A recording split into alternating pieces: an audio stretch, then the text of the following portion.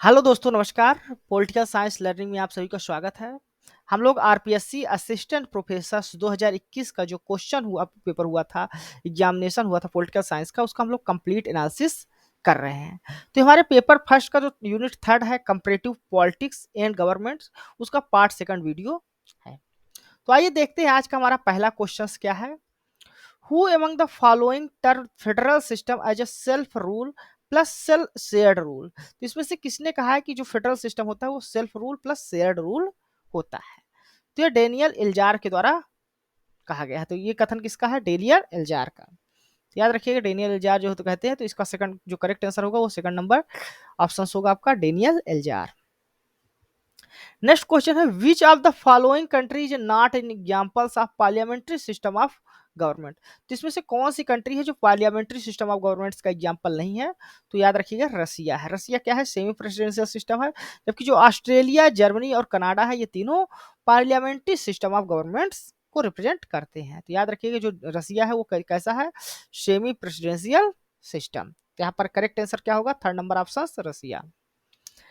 Next question है, which of the following scholar criticized presidential system and stated that the dual democratic legitimacies confuse voter and inhibits accountability। तो इसमें से किस thinker ने यह कहा है कि जो प्रेसिडेंशियल सिस्टम को क्रिटिसाइज किया है और साथ साथ यह भी कहा है कि वहां पर जो डुअल डेमोक्रेटिक लेजिटिमेसीज होती है वो वोटर को कंफ्यूज करती है, साथ ही साथ अकाउंटेबिलिटी को इनहिबिट करती है। तो ये जुआन जोस लिंज के द्वारा ये कहा गया है। तो जुआन जो लिंस जो है वो प्रेसिडेंशियल सिस्टम को क्रिटिसाइज करते हैं, साथ साथ वहाँ की जो डुअल डेमोक्रेटिक लेजिटिमेसी है उससे को कहते हैं कि वो वोटर्स को कंफ्यूज करते हैं और साथ साथ अकाउंटेबिलिटी जो है उसको इनहिबिट्स करते हैं। नेक्स्ट क्वेश्चन है, who among the following thinkers has used the term elected king with the name of the president for Latin American president। तो इसमें से कौन सा थिंकर है जो लैटिन अमेरिकन प्रेसिडेंट्स को इलेक्टेड किंग यानी चुने हुए राजा के रूप में देखते हैं राष्ट्रपति के नाम पर? तो ये देखते हैं साइमन बोलीवर। तो याद रखिएगा, साइमन बोलीवर जो है वो लैटिन अमेरिकन जो प्रेसिडेंट है उनको चुने हुए राजा के रूप में देखते हैं और उनका नाम क्या होता है? प्रेसिडेंट होता है, ऐसा वो कहते हैं। नेक्स्ट क्वेश्चन है, the more influence the opposition has over policy making in the parliamentary system is referred by a Lijphart as. तो जब किसी भी पार्लियामेंट्री सिस्टम ऑफ गवर्नमेंट में अपोजिशंस का इन्फ्लुएंस ज्यादा होता है पॉलिसी मेकिंग में, तो उसको ए लिजहार्ट किस रूप में रेफर करते हैं? तो रेफर करते हैं इनफॉर्मल सेपरेशन ऑफ पावर के रूप में। नेक्स्ट क्वेश्चन है, which of the following statement about the legislature. यानी यहाँ पर लेजिस्लेचर के बारे में कुछ स्टेटमेंट्स दिए हैं, आपको बताने हैं कौन से स्टेटमेंट्स करेक्ट हैं। तो पहला स्टेटमेंट है, legislatures are forum for debates and reason consideration for the diverse viewpoint they embrace. यानी कि जो लेजिस्लेचर होता है वो फोरम का डिबेट का फोरम होता है, तो ठीक है। और यहाँ पर जो डाइवर्स इन व्यू पॉइंट्स होते हैं उनको जो है तो समाहित किया जाता है, सबको कंसीडर किया जाता है। तो ये भी सही है, जो विधायिका होती है जो कानून रूल्स बनाती है, कानून बनाती है, उसके बारे में ये स्टेटमेंट करेक्ट है। सेकंड जो स्टेटमेंट है वो है, their internal working are suppose to be subject to monitoring from outside actors. तो उनकी जो इंटरनल वर्किंग होती है, आंतरिक कामकाज होते हैं, वो मॉनिटर किए जाते हैं आउटसाइड एक्टर्स के द्वारा। तो ये भी स्टेटमेंट करेक्ट है। तो यहाँ पर जो दोनों स्टेटमेंट दिए हुए हैं आपके करेक्ट हैं, तो आपका जो आंसर होगा वो थर्ड नंबर ऑप्शन यानी both first and second are correct. तो जो लेजिस्लेचर होता है वो सर्व करता है फोरम फॉर द डिबेट्स और रीजन कंसिडरेशन के जो डाइवर्स आपके व्यू पॉइंट्स होते हैं उन सबको कंसीडर भी किया जाता है यहाँ पर। साथ साथ जो लेजिस्लेचर होता है उनकी जो इंटरनल वर्किंग होती है वो मॉनिटर किया जाता है आउटसाइड एक्टर्स के द्वारा। एक्सटर्नल मॉनिटरिंग के द्वारा क्या किया जाता है? इनको इंडिपेंडेंट बॉडीज होती है उसके द्वारा ओवरसाइट किया जाता है, मॉनिटर किया जाता है।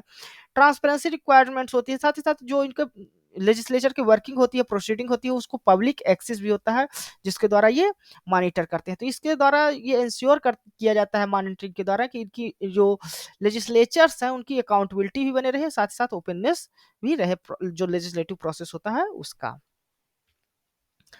नेक्स्ट क्वेश्चन है, The class is the basis of representation in the upper chamber of its legislature in which of the following country। जो क्लास होता है या वर्ग होता है वो किस कंट्री के लेजिस्लेचर में या अपर चैम्बर ऑफ लेजिस्लेचर में जो हो तो रिप्रेजेंटेशन के रूप में देखने को मिलता है, तो आपको मिलता है यूके में, यूनाइटेड किंगडम में। देख लेते हैं।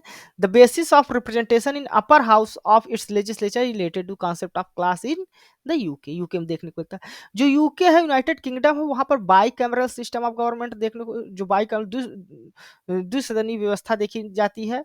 वहां पर एक हाउस ऑफ कॉमन्स होता है जिसको लोअर हाउस कहते हैं, और हाउस ऑफ लॉर्ड्स देखने को मिलता है जिसको अपर हाउस कहते हैं। तो जो हाउस ऑफ लॉर्ड्स होते हैं उसमें नोबेल्टी के द्वारा वहां पर जो रिप्रेजेंटेशन होता है नोबेल्टी का होता है, हेरिडेटरी पीयर्स होते हैं, वंशानुगत कुछ उनके पद होते हैं, और साथ साथ लाइफ पीयर्स होते हैं, जीवन पर्यंत जो उनका पद होता है वो बना रहता है हाउस ऑफ लॉर्ड्स में। इसी कारण इसको जो माना जाता है वो क्लास बेसिस पे माना जाता है। ठीक है, तो यूके यहाँ पर आपका करेक्ट आंसर होगा। नेक्स्ट क्वेश्चन है, which of the following thinker reconcile judicial review with democratic theory and called it counter majoritarian difficulty. तो कौन से यहाँ पर थिंकर हैं जो जुडिशियल रिव्यू को डेमोक्रेटिक थ्योरी के साथ रिकंसाइल मानते हैं, उसको जुड़ा हुआ मानते हैं, साथ ही साथ इसको काउंटर मेजोरिटेरियन डिफिकल्टी के रूप में कहते हैं। तो ये अलेक्जेंडर वीकेल है। तो याद रखिएगा कौन है, अलेक्जेंडर वीकेल। तो ये जो अलेक्जेंडर वीकेल कहते हैं अपने जो इन्फ्लुएंशियल वर्क है the least dangerous branch the supreme court at the bar of politics, इसमें वो कहते हैं, इसमें कहते हैं ये क्वाइन जो करते हैं टर्म वो उसमें दिखाते हैं कि जो टेंशन होती है जुडिशियल रिव्यू के बीच और साथ ही साथ जो principles of majority rule in democracy होती है उसके बीच जो टेंशन होता है उसको ये कंसीडर करने के लिए ये टर्म यूज करते हैं, काउंटर मेजोरिटेरियन डिफिकल्टी।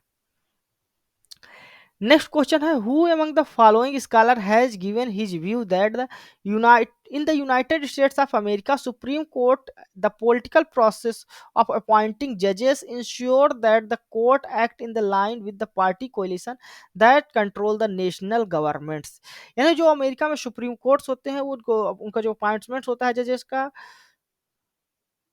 वो इंश्योर करते हैं कि जो कोर्ट्स एक्ट करेगा वो जो पार्टी कोएलिशन नेशनल गवर्नमेंट्स होगी उनके कंट्रोल में रहेगा या उनके निर्देश के अनुसार कार्य करेगा। तो ये जो कथन है ये आपका रॉबर्ट डहल के द्वारा कहा गया है। तो याद रखिए रॉबर्ट डहल जो है तो ये कहते हैं। नेक्स्ट क्वेश्चन है, the attitudinal model of judicial decision making is related to which of the following country. जो attitudinal model of judicial decision making है वो किस कंट्री से रिलेटेड है, तो आपका यूनाइटेड स्टेट्स ऑफ अमेरिका से रिलेटेड है। तो याद रखिएगा attitudinal model of judicial decisions आपका यूनाइटेड स्टेट्स ऑफ अमेरिका से रिप्रेजेंट करता है। यहाँ पर माना जाता है कि जो जजेस होते हैं वो अपने पर्सनल वैल्यूज के आधार पर जो तो इंडिविजुअल्स वैल्यूज और बिलीफ के आधार पे वहां पर रूल करते हैं, सुप्रीम कोर्ट में जजमेंट देते हैं। नेक्स्ट क्वेश्चन है, who among the following scholars has given a view about British political parties that conservative and labour parties are same in the distribution of power within. तो इसमें से कौन से scholars हैं जो कहते हैं कि जो ब्रिटिश पॉलिटिकल पार्टीज हैं उसमें कंजर्वेटिव और लेबर पार्टी दोनों के अंदर जो पावर का डिस्ट्रीब्यूशन वो सेम तरह का रहता है। तो रॉबर्ट मैकेंजी का ये कहना है, रॉबर्ट मैकेंजी कहते हैं कि जो ब्रिटिश पार्लियामेंट्री सिस्टम है उसमें कंजर्वेटिव और लेबर पार्टीज की जो पावर डिस्ट्रीब्यूशन है वो सेम तरह का देखने को मिलता है। नेक्स्ट क्वेश्चन है, which of the following term is used by Maurice Duverger for political parties. तो जो पॉलिटिकल पार्टीज है उसके लिए मॉरिस डुवर्जर किस प्रकार के शब्द का यूज करते हैं, तो आरपीएससी के जो आंसर क्वेश्चन की था उसमें कम्युनिटी दिया हुआ है। तो याद रखिएगा कम्युनिटी के रूप में देखते हैं। जो मॉरिस डुवर्जर होते हैं इनका जो बुक रहता है उसका नाम होता है द पॉलिटिकल पार्टी जो 1951 में पब्लिश होता है। इसमें जो टर्म यूज करते हैं पॉलिटिकल पार्टी को मास बेस्ड मेंबरशिप पार्टी के रूप में पॉलिटिकल पार्टीज को टर्म करते हैं, कहते हैं। नेक्स्ट क्वेश्चन है, who among the following scholars call the most political parties as a catch all parties. यानी जो कौन से स्कॉलर है ये कहते हैं कि जो पॉलिटिकल पार्टीज होती है वो कैच ऑल पार्टी हो जाए, यानी जितने भी सेक्शंस होते हैं सोसाइटी में सभी को अपना वोटर्स बनाने के लिए कार्य करते हैं। तो ये ओटो किरचेमर के द्वारा कहा गया है। तो कैच ऑल पार्टी जो वर्ड कॉइन किया गया था, ये पॉलिटिकल साइंटिस्ट ओटो किरचेमर के द्वारा किया गया था। ये इसमें डिस्क्राइब करते हैं कि जो पॉलिटिकल पार्टीज होती है वो अपने आइडियोलॉजी को ऐसे ब्रॉडन करती है, ऐसा विस्तार करती है कि ताकि जो जितना भी सेगमेंट है सोसाइटी के लार्ज सेगमेंट, वो उनका इलेक्टोरल बन जाए या उनका वोटर्स हो जाए। नेक्स्ट क्वेश्चन है, Who among the following is the author of the book The Logic of Collective Actions, Public Goods and Theory of Groups? तो ये मैनकुअर ओल्सन जो है तो इस बुक के राइटर हैं, the logic of collective actions, public goods and theory of groups. तो जो बुक है the logic of collective action, public goods and theory of groups, Mancur Olson के द्वारा है। ये बुक पब्लिश होती है 1965 में। इसमें वो ग्रुप बिहेवियर्स की स्टडी करते हैं, साथ ही ऑर्गेनाइजेशनल जो डायनामिक होता है उसका सिग्निफिकेंट क्या इम्पैक्ट होता है उसके बारे में बात करते हैं इस बुक में। नेक्स्ट क्वेश्चन है, which of the following is a not feature of pressure group? यहाँ पर कुछ फीचर्स दिए हुए हैं, आपको बताना है इनमें से कौन सा फीचर प्रेशर ग्रुप के बारे में नहीं है। तो इनके अनस्पेसिफिक जो सेल्फ इंटरेस्ट है, ये इनका ग्रुप नहीं, इनके पास एक स्पेसिफिक इंटरेस्ट होता है जो प्रेशर ग्रुप होते हैं। उनमें प्रेशर ग्रुप में वॉलंटरी मेंबरशिप होती है, यूनिवर्सल इन नेचर होते हैं, इंडिफिनिट टेन्यूर होता है। लेकिन जो पहला ऑप्शन है वो आपका करेक्ट आंसर होगा, क्योंकि नॉट फीचर पूछा है, इसमें फीचर इसमें नहीं है, वो अनस्पेसिफिक सेल्फ इंटरेस्ट। तो जो प्रेशर ग्रुप होते हैं उनका एक सेल्फ इंटरेस्ट होता है, वो अपने एक स्पेसिफिक इंटरेस्ट के लिए कार्य करते हैं। नेक्स्ट क्वेश्चन है, which of the following are the features of associational pressures group according to Jean Blondel? Jean Blondel के अनुसार इनमें से कौन सा फीचर एसोसिएशनल प्रेशर्स ग्रुप का है? तो एम बेस्ड रिलेशनशिप होता है, ट्रू है, वॉलंटरिस्टिक रिलेशनशिप भी होता है और फार्मर ऑर्गेनाइजेशन भी होता है। तो यहाँ पर जो तीनों फीचर्स हैं वो जीन ब्लोंडेन के द्वारा बताए गए हैं। तो यहाँ पर जो करेक्ट आंसर होगा आपका ए नंबर होगा, ए बी सी होगा, ठीक ना। नेक्स्ट क्वेश्चन है, The National Association for Advancement of the Colored Pupil is interest group of which of the following country?